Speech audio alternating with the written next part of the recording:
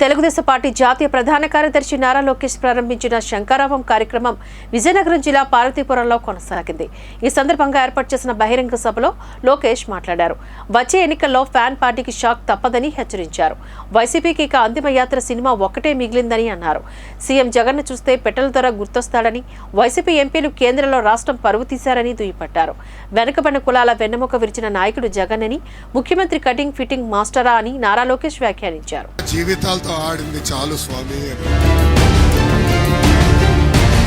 నాడు నేడు ఎప్పుడు విజయనగరం జిల్లాని అభివృద్ధి చేసింది తెలుగుదేశం పార్టీ. రోడ్లు గాని, బ్రిడ్జ్లు గాని, ఆసుపత్రులు కానివ్వండి, భోగాపురం ఎయిర్పోర్ట్ కి భూసేకరణ, ఇలా అనేక అభివృద్ధి కార్యక్రమాలు చేసింది తెలుగుదేశం పార్టీ.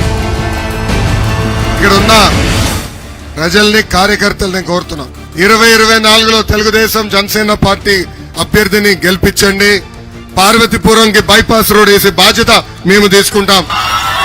జంజావతి రిజర్వాయర్ పనులు పూర్తి చేస్తాం. ప్రతి ఇంటికి ఉచితంగా నీటి కుళాయి ద్వారా సురక్షితమైన తాగునీరు అందించే బాధ్యత తెలుగుదేశం జనసేన ప్రభుత్వం తీసుకుంటుంది.